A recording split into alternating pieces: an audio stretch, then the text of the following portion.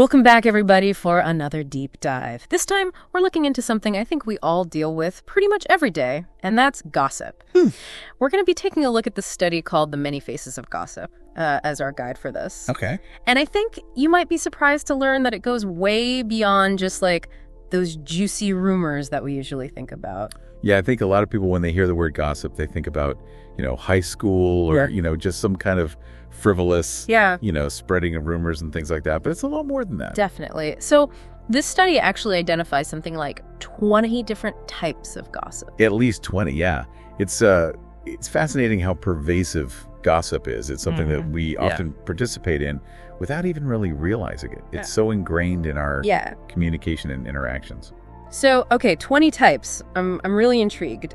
Beyond the obvious, like spreading rumors, what else counts as gossip? What are we talking about here? Well, we often think about the spoken word, but a lot of it is nonverbal. Think about those subtle cues that we give each other: a raised eyebrow, turning your back on someone during a conversation, even a dismissive snort. Those nonverbal signals can carry just as much negativity as spoken words. Wow, you're making me super self-conscious about my own body language now. But I see what you mean. It's that unspoken judgment that we can communicate. Exactly. And the study also mentions sarcasm as a form of gossip. Yeah. Have you ever been the target of those jokes that are actually just thinly veiled insults? Oh, many times. Yeah. And those can be particularly hurtful, I think, because it leaves the person unsure of how to respond. It's aggression disguised as humor, and it can create a lot of tension in relationships. Yeah, because you're being attacked, but if you call it out, then you're being overly sensitive or can't take a joke. Exactly. So gossip can clearly cause some real emotional harm. But the study also digs into the societal consequences of gossip, right? Yeah. And this is where it gets really interesting, because gossip doesn't just hurt individuals. It can actually fracture entire communities. It fuels negativity, suspicion, division. Makes it difficult for people to trust each other or to work together. So that feeling of us versus them that gossip can create can actually prevent groups from achieving common goals. Precisely. The study even touches on how gossip can influence things like consumer choices. Imagine a rumor spreading about a local business. That can impact their reputation and their bottom line almost overnight. Wow. It can be devastating. Just like a chain reaction. Yeah. Starting with a whisper and ending up with these real-world consequences. Exactly. And this is all before we even get into the digital age. Right. Where gossip can spread like wildfire online. Right. I mean, the internet has essentially weaponized gossip in a way. Anonymous forums, social media posts can spread misinformation at incredible speed. Yeah. And it's almost impossible to contain the damage once it's out there. So we've gone from hushed whispers in the hallway to a global megaphone. Right. That's a bit terrifying, honestly. I think so many people just assume that gossip is harmless chatter. But this study really makes it clear that it's a much bigger problem than we realize. It is. It's insidious, and I think we really underestimate its impact. Yeah. And it's not just limited to our personal lives either. The study raises this critical point about how gossip can actually impact politics and erode public trust in institutions. Right. Think about how rumors and smear campaigns can influence election outcomes or undermine faith in government agencies. The stakes are very high. It's a sobering reminder of the power of words, especially when they're amplified by technology. But, this deep dive isn't just about highlighting the problem. We also want to explore some potential solutions. And that's where I think the Baha'i Faith comes in. They offer a very unique and hopeful perspective, I think, on how to rise above this negativity. Yeah, absolutely. The Baha'i teachings offer a proactive approach to combating gossip. Backbiting, which is essentially speaking negatively about someone behind their back, is strongly condemned. It's seen as spiritually harmful, both to the person who's gossiping and the one being gossiped about. So it's not just about being polite. It's about recognizing that our words have a spiritual impact. Exactly. And choosing to create a more positive environment. Exactly.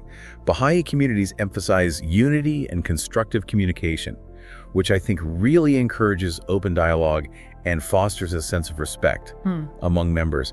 And it's about seeing the inherent worth in every individual, even when disagreements arise. That sounds like such a breath of fresh air. in a world that often feels so divided and judgmental. But I'm curious how these principles translate into real-world actions. What are some practical ways that individuals can apply these teachings in their daily lives? Well, for starters, I think a big emphasis in the Baha'i faith is personal accountability.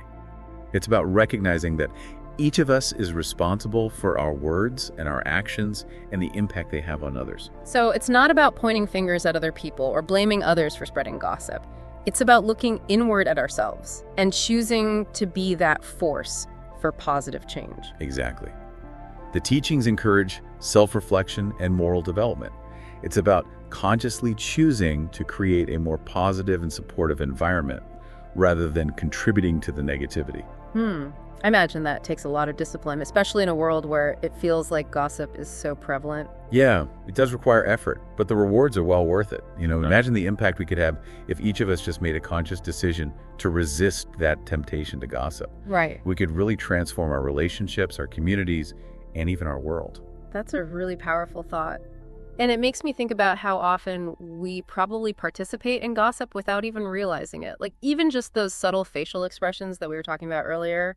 Right. Raised eyebrow or dismissive snort. Absolutely. That can really speak volumes, even if we don't actually say anything. And sometimes it goes beyond those subtle cues. The study also delves into the legal ramifications of gossip, specifically slander and libel. Yeah, the legal stuff. Always a little tricky. So can you kind of unpack that a little bit for us? What's the difference between slander and libel? Sure. Slander and libel both involve making false statements that harm someone's reputation. Slander is when it's spoken, and libel is when it's written or published, like in a newspaper or online. And both can have very serious consequences, including lawsuits and damage to someone's personal and professional life. So if I'm spreading rumors about a coworker verbally, that would be slander. But if I post those same rumors on social media, now we're talking libel. Exactly. And with the rise of social media, libel has become a major concern. Information can spread so quickly online, and it's often difficult to retract or control the narrative once it's out there. Right, it's out there forever. So it makes you really realize how important it is to be mindful of what we share, even if it seems harmless at the time. One click can really have some far-reaching consequences. And it's not just about avoiding outright lies. The study highlights other forms of gossip that can be just as damaging, even if they're not technically illegal. Okay, so those jokes that are really just insults in disguise, I feel like we've all been on the receiving end of one of those. Precisely. Or even spreading rumors without verifying their truth.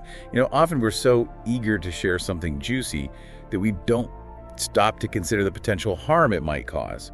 We get caught up in the drama and we forget about the real people involved. Yeah, that desire to be in the know sort of overrides our empathy and our compassion sometimes. And especially with the anonymity of the internet these days, it just makes it even easier to detach from the consequences of our words. Right, that's where I think the Baha'i perspective offers a really powerful antidote. Remember, this faith emphasizes unity, truthfulness, personal accountability. It's about consciously choosing to create a more positive and supportive environment, both online and offline. So how does this translate into practical action? How can we actually apply these principles in our daily lives, especially when we are faced with that temptation to gossip? Well, the teachings encourage us to see those situations where we might feel tempted to gossip as opportunities for growth. So instead of just automatically joining in, try gently redirecting the conversation. You could say something like, I'm not really comfortable talking about someone behind their back. Maybe we could talk about something else. Yeah, that's a really great suggestion. It allows you to set a boundary without coming across as too judgmental or preachy. Right. And it might even encourage other people to think twice about gossiping. Exactly. It's about creating that ripple effect of positivity. And, if you encounter a situation where someone is spreading misinformation, you could consider politely correcting them or offering a different perspective. So it's not about just being passive. Right. And letting it slide. It's about actively promoting truthfulness and fairness, even in our casual conversations. Exactly. The Baha'i writings also emphasize the importance of focusing on the positive aspects of people and situations. Gossip often thrives on negativity and judgment. And by consciously choosing to highlight the good, we can actually shift the energy and create a more uplifting environment. It's like choosing to see the glass half full instead of half empty. Right. Yeah. But what about those times when we are the ones being gossiped about? How can we kind of deal with that from a Baha'i perspective? Well, that's where I think the principles of forgiveness and understanding really come into play. The Baha'i teachings encourage us to try and see the situation from the other person's perspective. Maybe they're going through something difficult, or perhaps they haven't developed the same level of spiritual awareness yet. So having empathy for the person who's gossiping about us rather than just getting defensive or angry. Exactly. It's about recognizing that everyone is on their own spiritual journey. And ultimately, we can choose to focus on our own growth and development rather than letting the negativity of others affect us. That's a powerful message. It's about kind of taking back our own power and choosing to respond to gossip with grace and understanding, Right. rather than letting it kind of drag us down into that negativity. And remember, you're not alone in this. The Baha'i Faith emphasizes the importance of community and support. Surrounding yourself with people who share your values and commitment to positive communication can really make a world of difference. It sounds like a beautiful vision, a world where we lift each other up instead of tearing each other down. It might seem kind of idealistic, but it's definitely something worth striving for. Absolutely. And it starts with each of us making conscious choices in our daily lives.